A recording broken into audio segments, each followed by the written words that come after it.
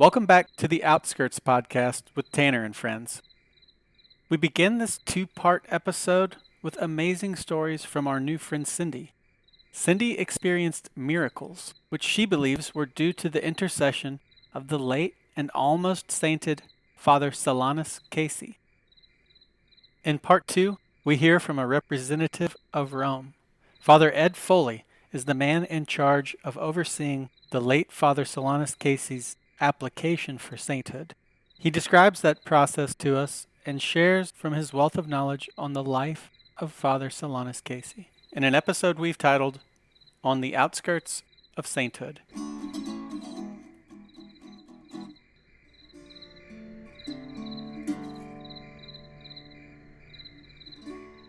Hi, Cindy. Thank you so much for doing this.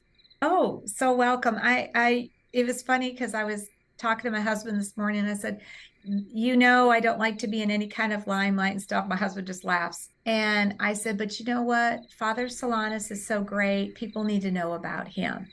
And so I think that when people have situations or stories that can maybe help somebody or give recognition to who does deserve it, this man that's we're trying to have him enter sainthood, um, that should be noted.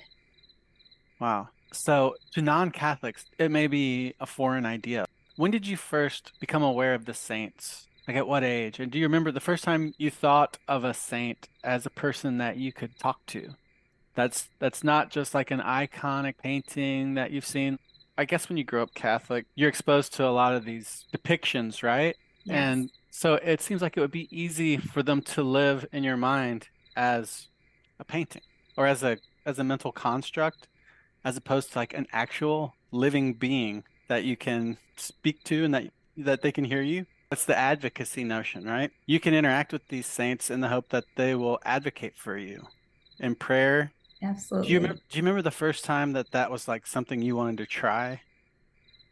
Well, I grew up in a very Catholic home. There were always pictures. You turn the corner, there was Jesus. There was Blessed Mother on the wall. I mean, as a little kid, hi, would say hi to them passing.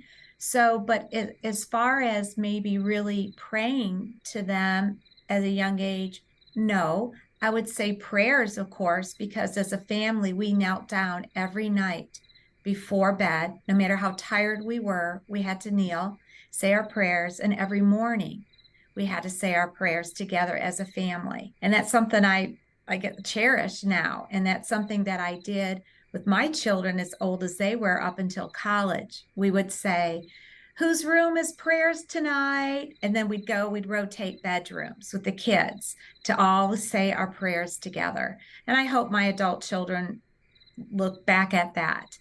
But as far as maybe feeling as if I had a relationship, um, I don't think honestly that the saints were somebody that, oh yeah, they lived a million years ago. They're in the books. Oh wow, they did cool things. They were these saintly people. Well, it wasn't until later in my adult life, when you get married, you have children, and you just know that, wow, I need some help. So I would Google saints. Oh, I don't know if you have some kind of ailment. Okay, it's that saint. I'll pray to them. Um, I can't find something, Saint Anthony. Oh yeah, he'll help me. Um, I'm taking my class on a field trip. Saint Isidore. I had all my kids praying to Saint Isidore because he was a farmer and for good weather. So I really got to be a little interested in what saints were in the categories of what they will help you with. So I think it wasn't until probably I was even teaching religion in a Catholic school that I really kind of dived into finding more about the saints and what do they do and how can they help me. I would teach my kids saints are our friends. Ask them for help. They're Jesus's club of friends. They're there to help. They'll talk to Jesus on your behalf. And so much later in life, but it wasn't until I think in my adulthood that when I was having some physical problems that I just really wanted to reach out, like more on a personal level. I wish you could see, I don't know how you could see what my computer, well, they're my friends. I'm not Oh, sure. wow. Yeah. Well, they're all over. Can you just name off a few of those? Oh, sure. Well, I've got Saint Therese of Avalon. I have Maximilian Kolbe, Sacred Heart of Jesus, Saint Augustine, Saint Anne, of course, Blessed Mother, Our Lady of Guadalupe, Saint Mother Teresa. I've got Saint Anthony, Saint Jude, the Archangel Michael, Saint Philomeno, Our Lady of Fatima, Adele Quinn, Father Solanus, Saint Bartholomew. Yeah. And I've got Bible scriptures all over by my computer that when I get a little frustrated, I'll just stop and I'll look at that and I'll go, okay. Jesus So, said that, so it's got to be true. so with the cards that you have kind of around you there in your workspace, is it like I'm thinking of like a doctor's prescription, right? For a particular ailment, you take this. Is it kind of a similar idea where you have this a spiritual condition or even something that you want manifested in the physical realm that you go to one or the other depending Oh, on absolutely. Absolutely. And matter of fact, recently a good friend of mine turned me on to Saint Charbel. Never heard of Saint Charbel, this monk from a million years ago. Oh, let me tell you, I started researching him, and he has just the miracles that have happened just with his intercession. And I know he's helped me because I could feel it. I feel that I'm to the point in my life that when I'm making these novenas, some are 5 days, some are 9 days. I trust that my petition, my prayer will be answered in some way. Maybe it's not going to be when that day 9 is over, but it will be in some way because I truly believe that when I pray to these buddies of mine, these saints, I know they take it right up to Jesus and go, hey, look, can you help her with the situation? Of course, what I think we all face is, we want our prayers answered immediately, and that's not the case in life. And that's where I personally am working on the trust that God's timing is better than mine. I may not get it and I get frustrated, but God, it's been 5 years. Come on. He knows what's best. And we have to trust because God loves us more than we can ever imagine. God loves our children more than we do. And as a parent, that blows my mind. I have a hard time with that. But when a prayer or something is not being answered, then I have to go to that or a scripture that will bring me comfort, that I know that these prayers will be answered in God's time. And I know the saints, my buddies, are contributing and they're interceding for me. I have no doubt. wow. Let's move forward into your season of illness. This was about 25 years ago, 26 years ago, because I was trying to think in between what child. So probably 26 years ago. And I experienced this severe, severe pain. It was bad.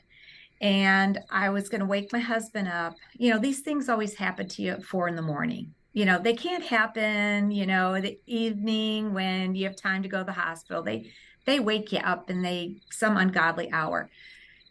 And I came really close to waking up my husband because the pain was so immense. But then I knew if I woke him up and he'd take me to the hospital, I couldn't go on my girls' trip that weekend. So I just thought, I'm okay, the pain will pass. Well, the pain lasted for maybe an hour or so, and then it subsided. So I went on my girls' trip and everything. Well, I went to the doctor because the pain was, like I said, so immense and so intense that I thought something is definitely wrong. So I went to the doctor, got the ultrasound, everything, and she told me, okay, well, you had a cyst. You had a cyst and it burst. And she said, that's very painful. She said, but what is supposed to happen, it's supposed to dissipate into your system. She says, however, yours did not, and yours formed a tumor or a mass. So she said, you're going to have surgery. We'll find out if it's malignant or benign.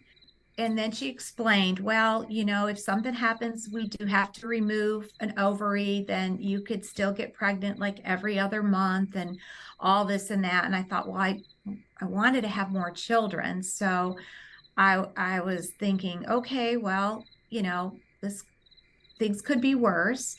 So I remembered my buddy, Father Solanus Casey. My brother, I can't take credit. My brother's the one that introduced me to him. And he's currently up for sainthood. And I just started praying to him. I even would take his holy card and put it on my right side and say, I know you can heal me. I know you can, and not let this be cancerous.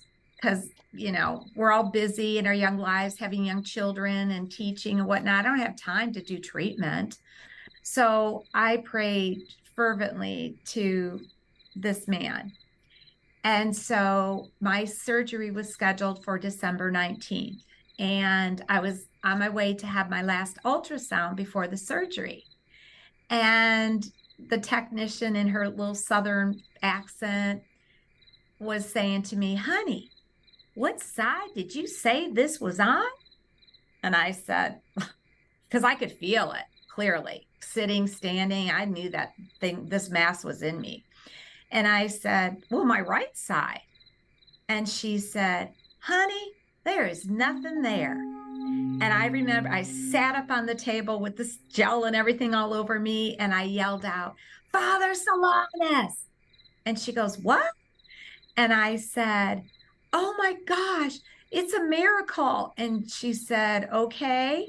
And I said, I've been praying. I'm Catholic. I've been praying to Father Solanus Casey. I've been praying for this miracle that, it wouldn't be cancerous. And it's gone. She said, oh, okay. So then the follow up at the doctor, who my doctor was Catholic, she said to me, well, this is a situation that medically we can't explain. And I said to her, I know exactly what happened. I said, I prayed to Father Solanus Casey for intercession, and he heard my prayer and he answered it.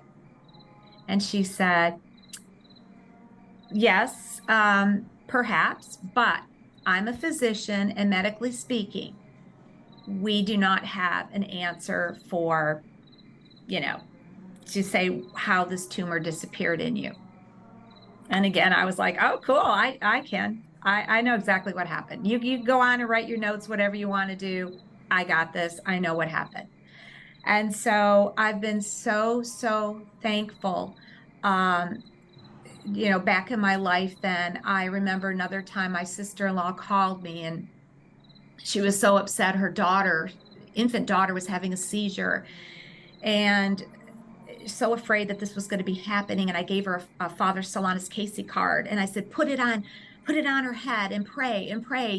She will not have another seizure.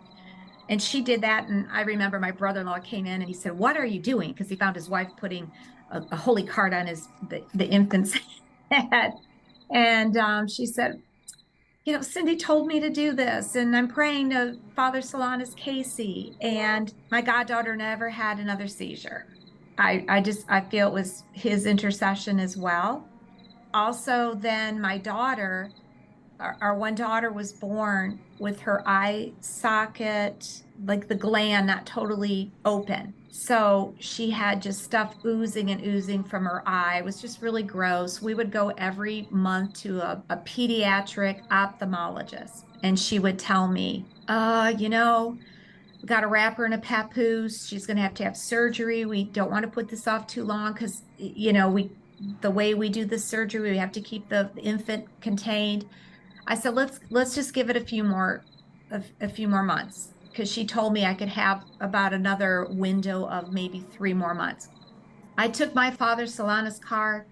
I put it on my baby's hot eye area and prayed and prayed and prayed. Also, when my brother was in Detroit, I asked him to be sure that he prays for his niece, to Father Solanus. So he sat at Father Solanus's desk in Detroit, Michigan, and wrote a prayer petition to please heal his niece's, eyes so she wouldn't have to have surgery.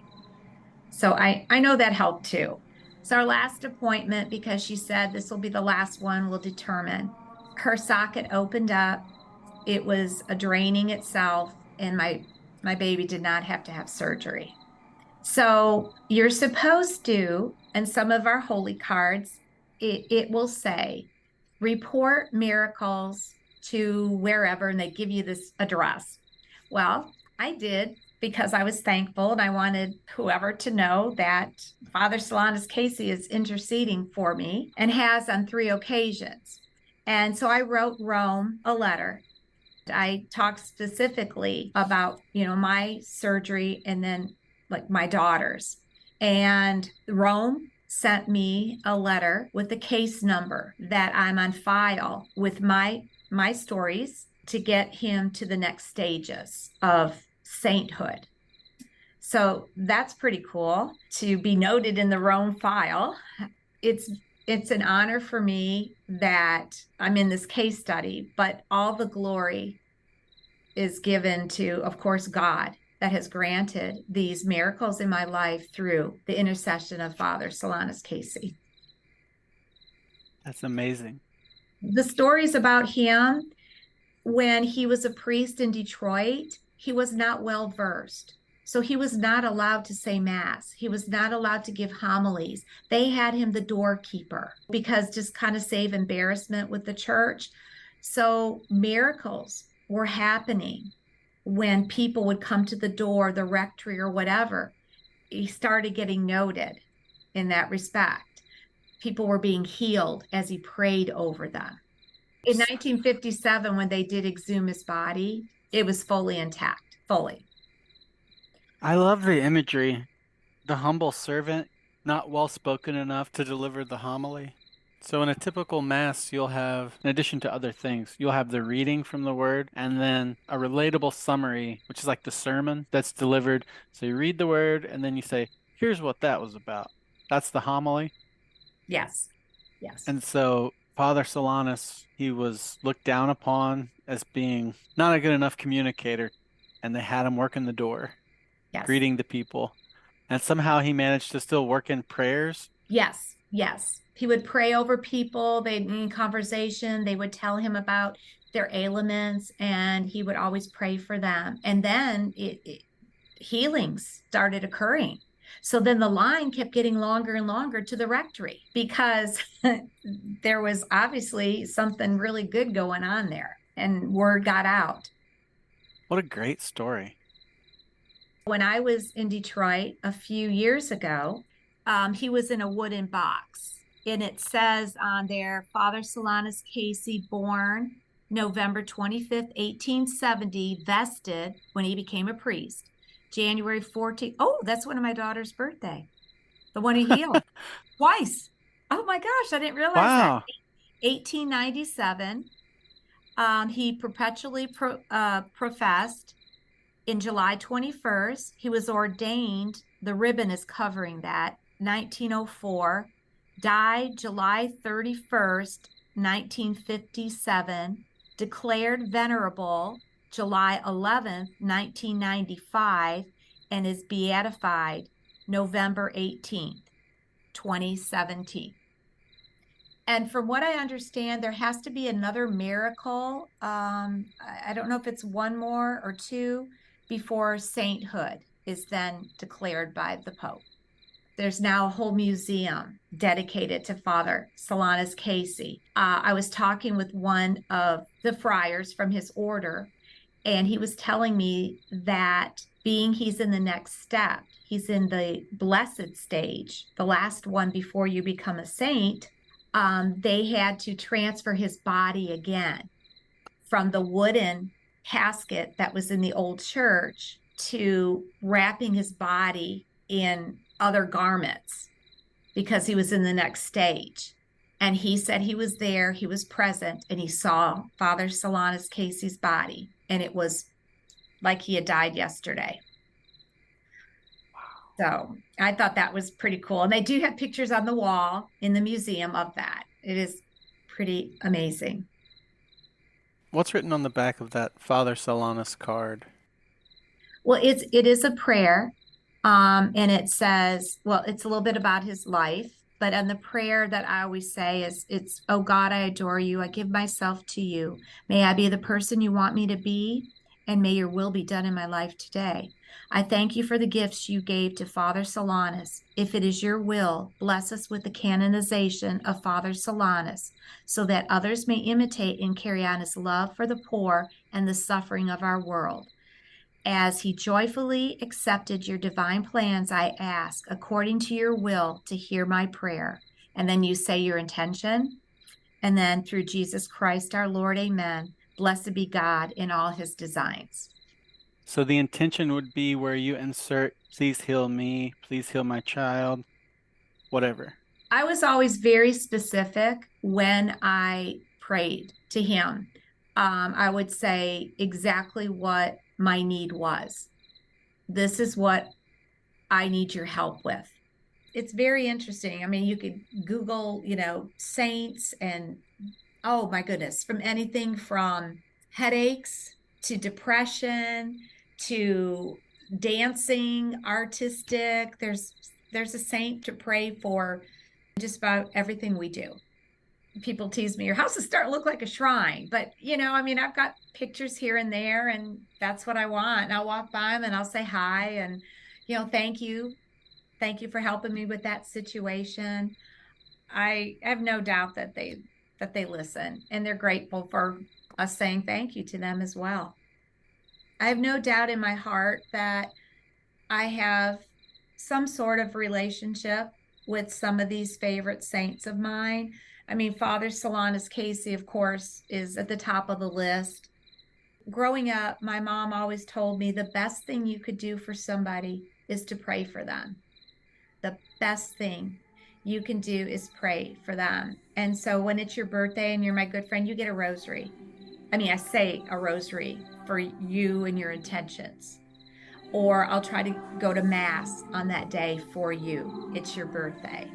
Or if you need something healing or a situation, I will be your prayer warrior. I don't do that many great things in life, but I will pray for you.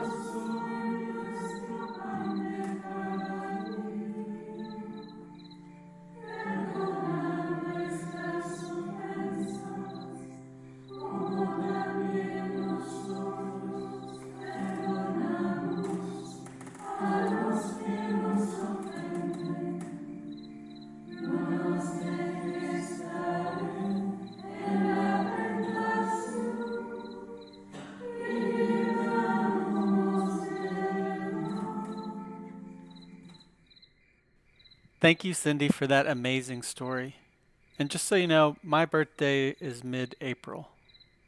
Now, we're going to do a quick commercial break, and when we return, we have another very special guest. Father Edward Foley gives us a rich insight into the life of Father Solanus Casey and discusses his role as Vice Postulator for the cause for canonization of that literally blessed man. This episode of the Outskirts podcast with Tanner and Friends was brought to you in part by the Drifting Pinions podcast. It's poetry and meditations on faith. If you're into that sort of thing, check it out. If you're not quite sure, here's a sample.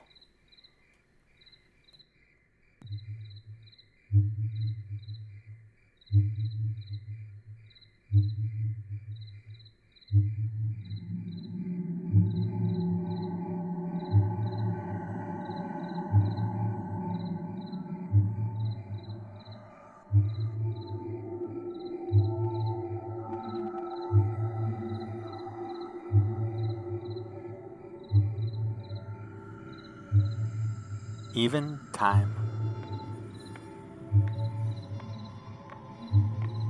In ceaseless marching line does not hold nor frame the ringing prayer.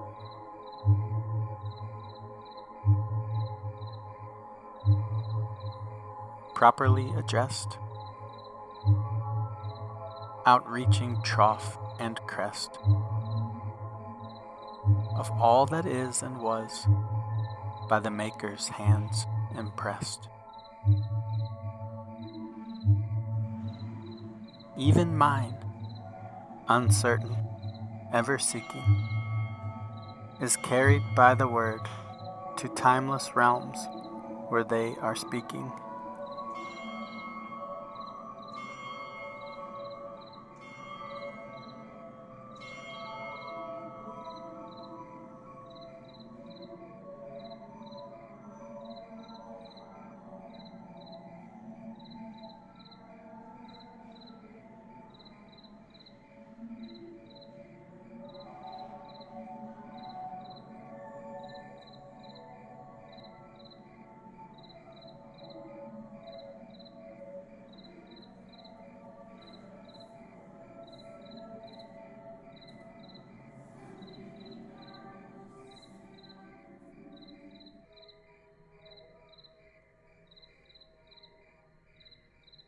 Welcome back to the second part of On the Outskirts of Sainthood.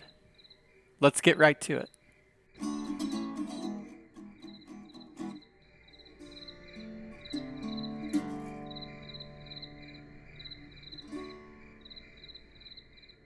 My name is Father Ed Foley. I'm a Capuchin Franciscan. I belong to that religious community. I was an academic for a number of years, so I am currently the Duns Scotus Professor Emeritus of Spirituality and Emeritus Professor of Liturgy and Music at the Catholic Theological Union Graduate School in Chicago. And I currently work as the Vice Postulator, managing the canonization process for Blessed Solanus Casey. So he was born Bernard Barney Casey. He was 6 of 16 kids, big Irish family, farmers up in Wisconsin. His family was quite religious. He came from a very committed Irish Catholic family, so that when the father would take some of them into church, they couldn't all go because it was quite a distance and they didn't all have a way to get there. The rest of them would stay home and have church together. Fifth mystery in which we celebrate the coronation of Mary. Our Father who art in heaven, hallowed be thy name. Thy kingdom come, thy will be done on earth as it is in heaven. Give us this day our daily bread, and forgive us our trespasses, as we forgive those who trespass against us. And lead us not into temptation, but deliver us from evil. He had 2 other brothers who became priests as well. One of them was a missionary to the Philippines and was a prisoner of war during World War II. And because it was at the end of the 19th century, and it was a big family, 16 kids, 2 of them eventually actually died from diphtheria, is that when he got old enough, he left the farm to go make money. Farm kids did that. You would leave the farm and you would go out. And so he had a job. He was a logger.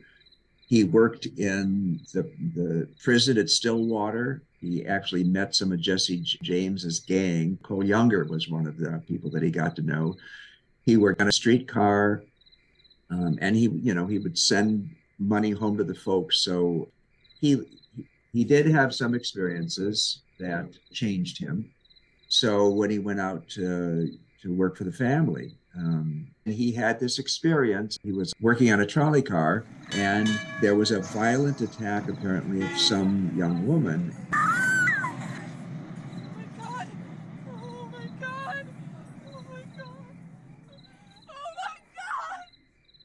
And that really sort of made him rethink. And he talked to a spiritual director, a priest, and he decided that he would go to the seminary. But he had been out of school for a number of years. He didn't finish 8th grade.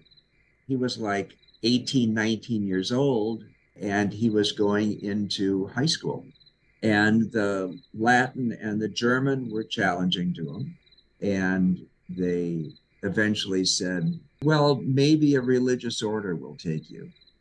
And so he looked at the Capuchins. He wasn't real thrilled with him. He met him in Milwaukee, and he didn't like their beards, and he wasn't real sure about them. So he went home, and he and his mother and his sister did a novena, a 9-day prayer to the Blessed Virgin. Hail Mary, full of grace, the Lord is with thee. Blessed art thou among women, and blessed is the fruit of thy womb, Jesus. And he got this message, go to Detroit. And so he went to Detroit, and he got there he arrived like on Christmas Eve. It was a long trip, and he got in the monastery, and they went to bed. And then when they wake you up, because nobody had a watch, nobody had an alarm clock, everybody took a vow of poverty. One of the brothers, they would take turns waking people up. And the way they used to wake people up is that they would take two pieces of wood and they would slap them together in a certain rhythm. And the rhythm was Surgite fratres, get up, brothers. All right. But the first time they woke him up was it was for midnight mass and on big festivals. And I remember this as a kid because I joined the Capuchins in '66. They would ring bells and bring incense down the hallway.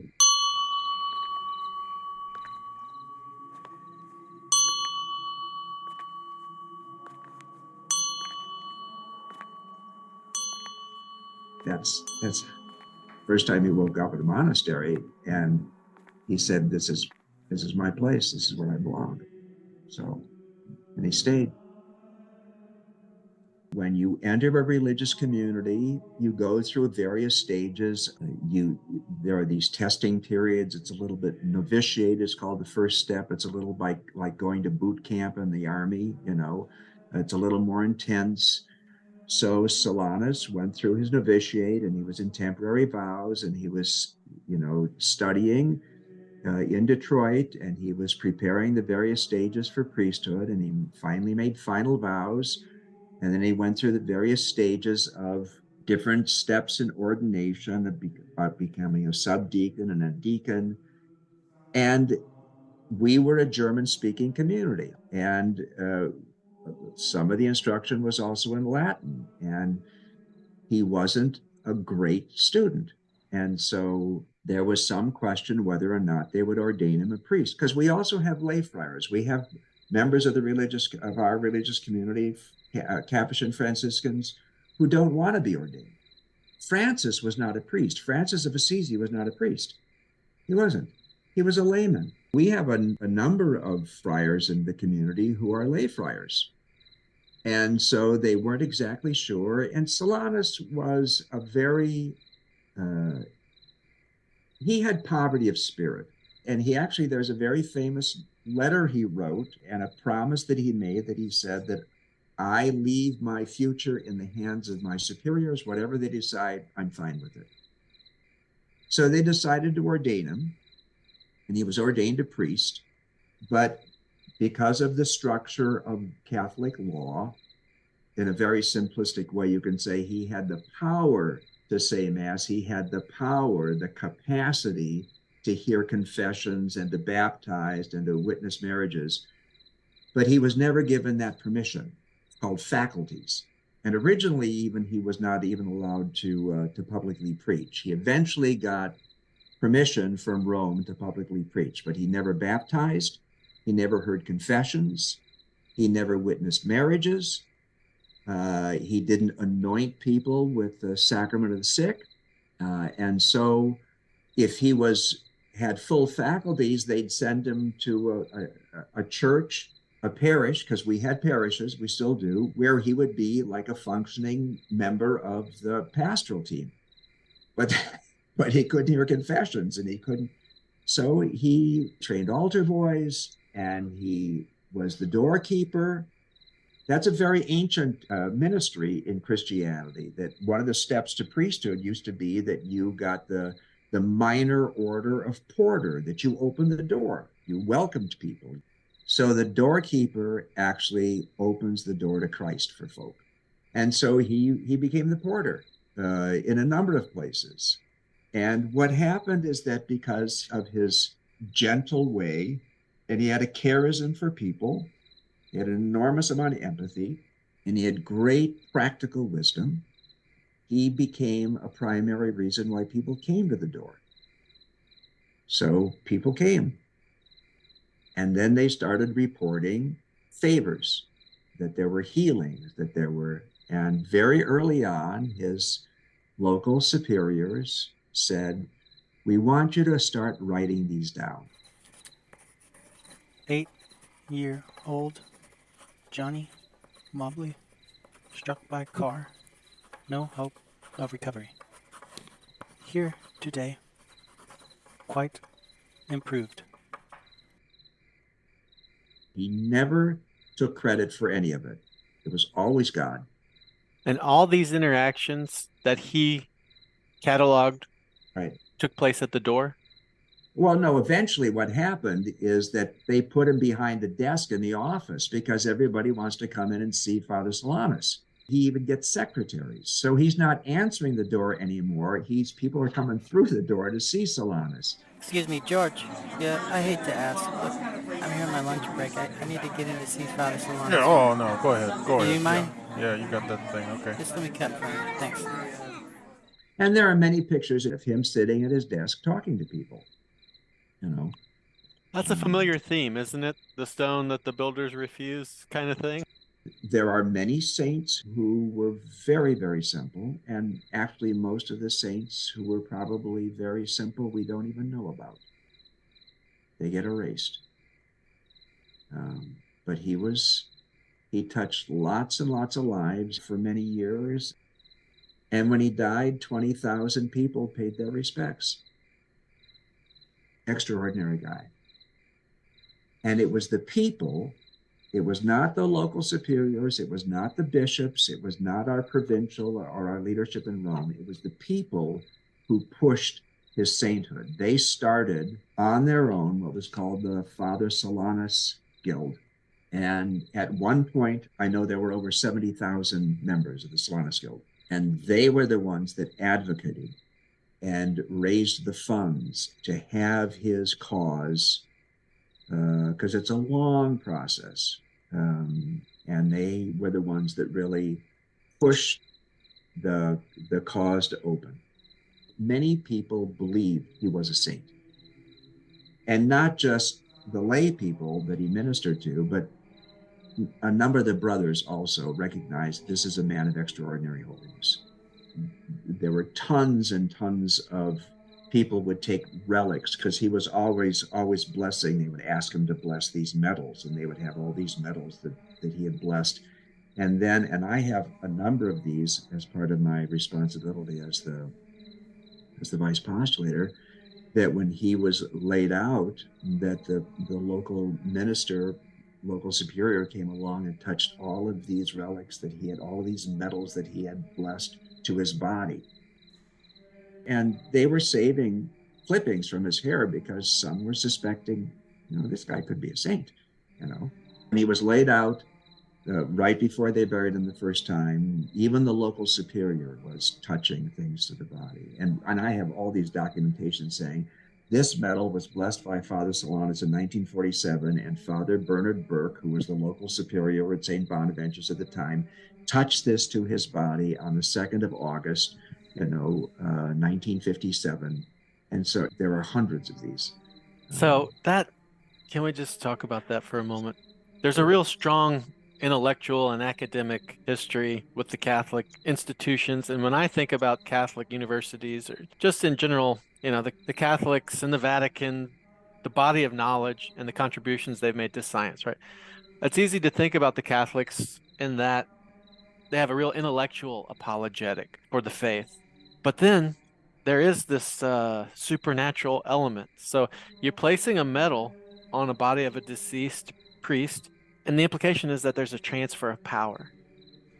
Like the woman who wanted to come up and touch the hem of Jesus because she thought she'd be cured in the gospel. And she was healed. It's part of the human divine instinct. There are different kinds of relics, okay? And officially, the Roman Catholic Church distinguishes 3 degrees of relics.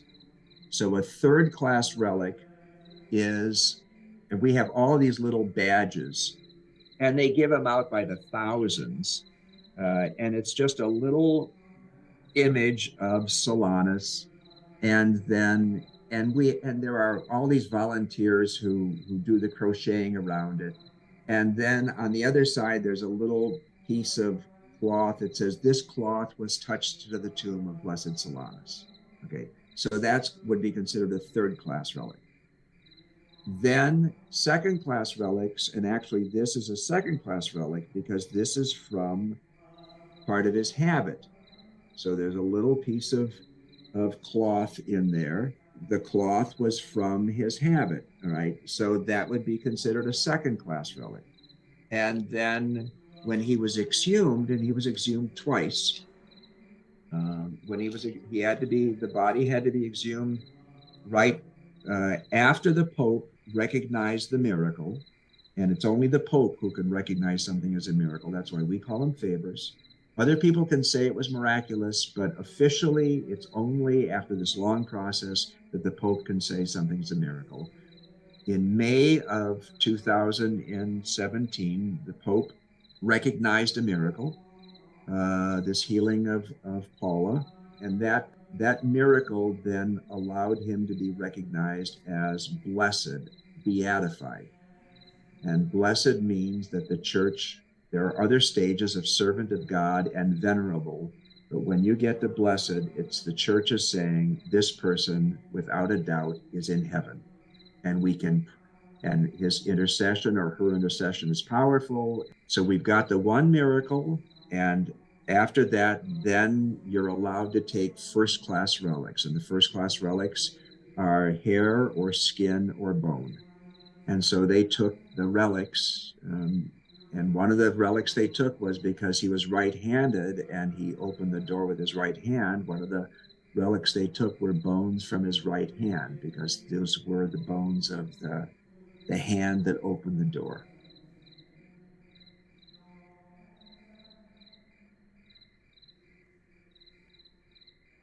So we get lots of favor reports. We don't call them miracles, we call them favor reports. And so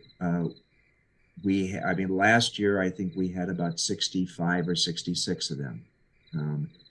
And people will write in, and we have a form for this because we try to get succinct information. And we also need to know if they are of legal age, that they could speak for themselves, or if somebody's talking about a favor that was received by a child or something. To explore this, we would need the guardian or the parent's permission. So we have about 12 or 13 pro bono doctors, all board certified, everything from psychiatry to dermatology to oncology and so when I get a favor report, the basic question is there any medical explanation for this recovery? And so some of them I can tell when I get it. Dear Vice Postulator, I have been afflicted for some time with severe toenail fungus.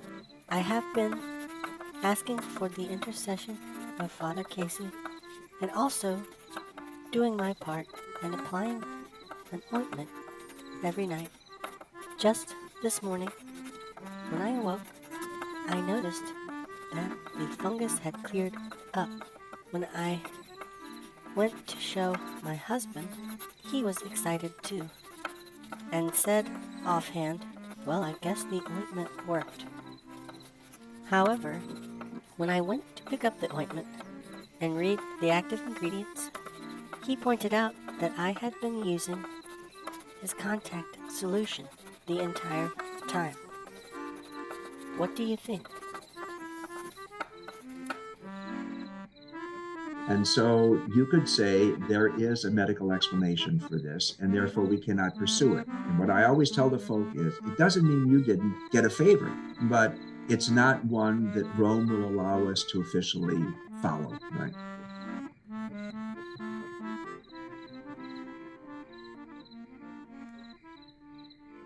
Most of them I send to physicians, and then the physicians write back and say, no, this is pretty common.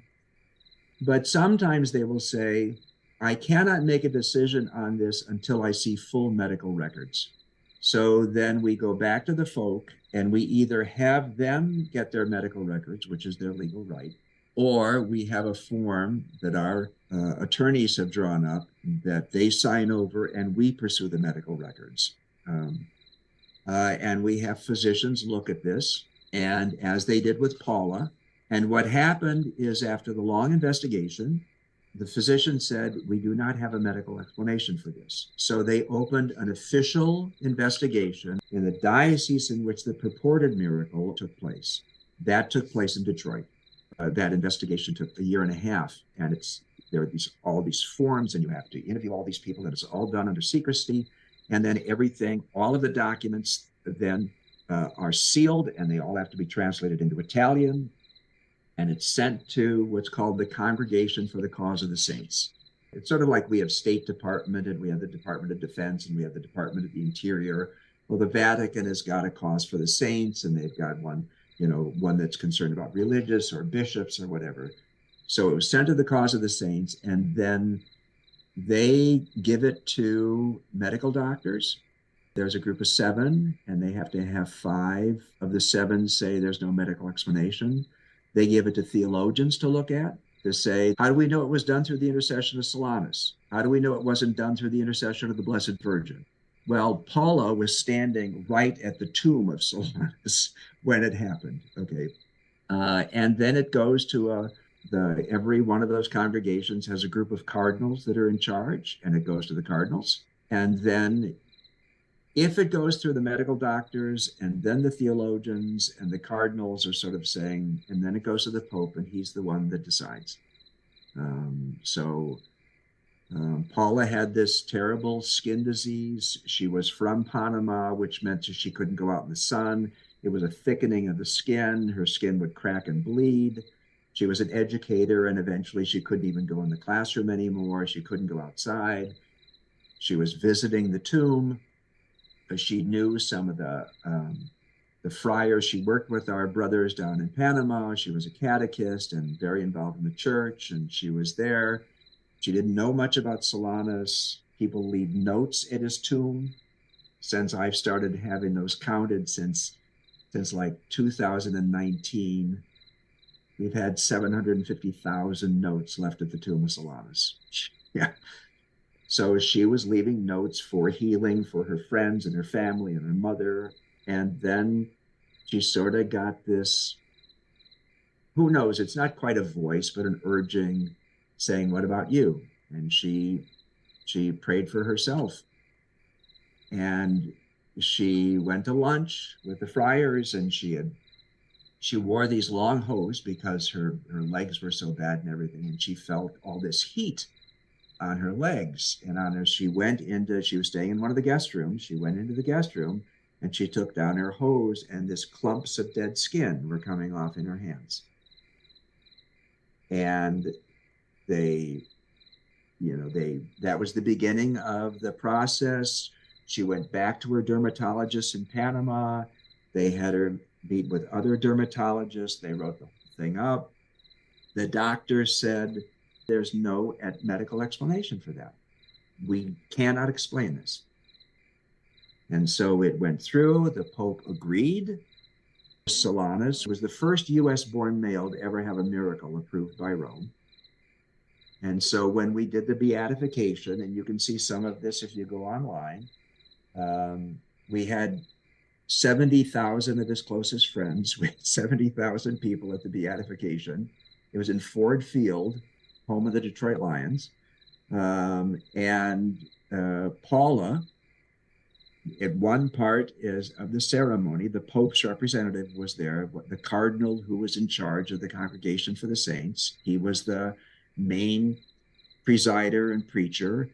And as part of the beatification, the relic is carried up. So Paula carried up the relic.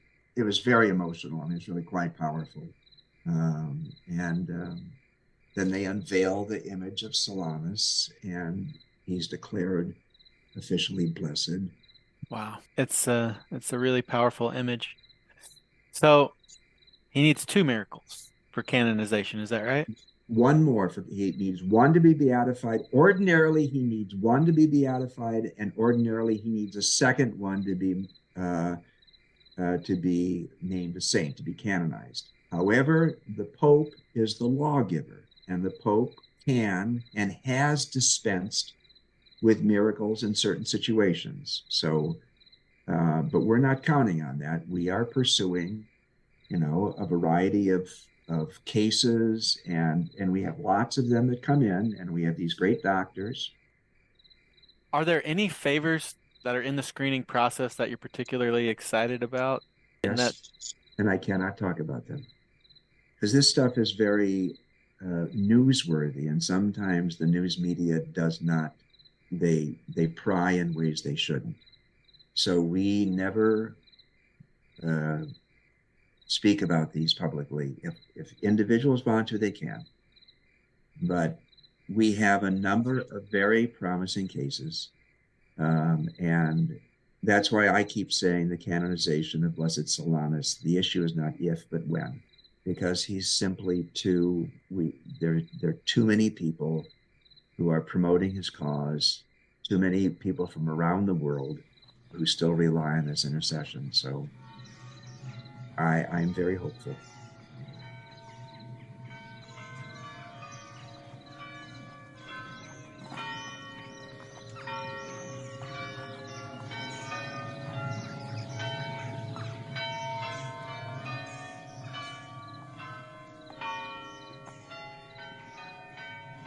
Thank you so much, Father Foley, and best of luck to Father Solanus Casey. Nobody's asking, but you have my vote. This episode of the Outskirts podcast with Tanner and Friends was brought to you in part by Clarence's Frozen Meat Pies. Every year around this time, Clarence offers a special promotional discount. Just use the code Clarence, the number 4, and the word Lent to receive 50% off of all Clarence's frozen fish pies. Thanks, Clarence's Frozen Meat Pies.